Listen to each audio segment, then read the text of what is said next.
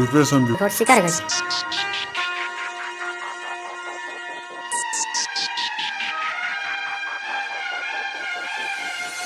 DJ Manish Raxaul.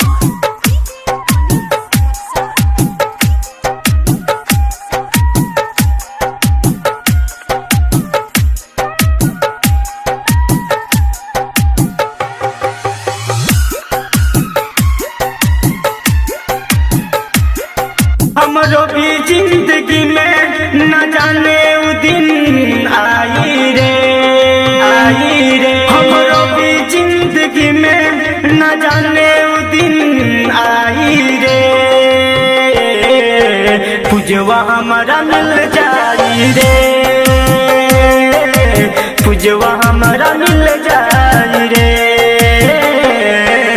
पुजवा हमारा मिल जाई रे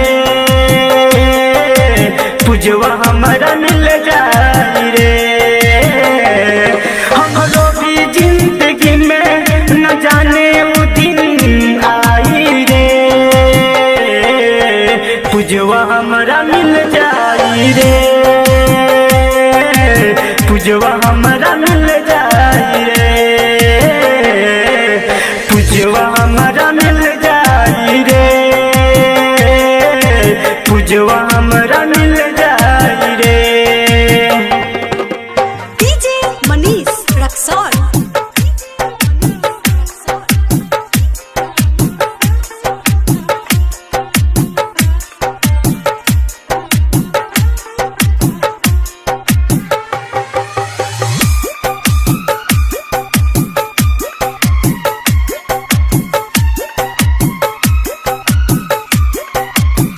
ऐसा किस्मत के देखली कभी ना कभी हंसावल कभी रोवावल करेला हो कभी हंसावल कभी रोवावल करेला ऐसा किस्मत के देखली कभी ना कभी हंसावल कभी रोवावल करेला हो कभी हंसावल कभी रोवावल करेला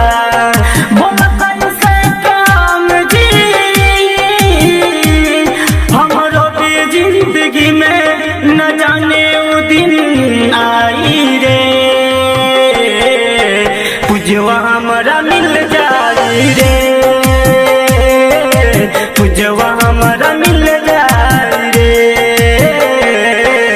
पुजवा हमारा मिल जाई रे पुजवा हमारा मिल जाई रे। डीजे मनीष रक्सौल।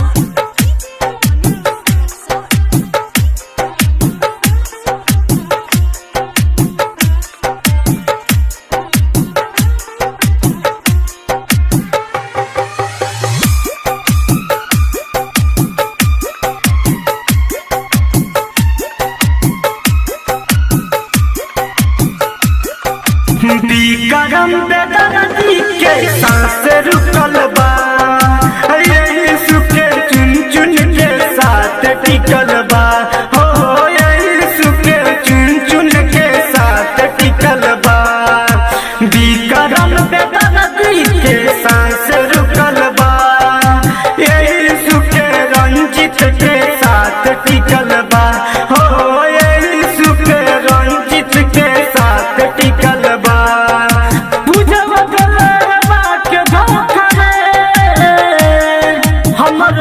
जिंदगी में न जाने वो दिन आई रे पुजवा हमारा मिल जाई रे पुजवा हमारा मिल जाई रे पुजवा हमारा मिल जाई रे पुजवा हमारा मिल जाई रे हमरो भी जिंदगी में न जाने वो दिन आई रे पुजवा हमारा मिल जाई रे पुजवा हमारा मिल जाई रे पुजवा हमारा मिल जाई रे पुजवा हमारा मिल जाई रे।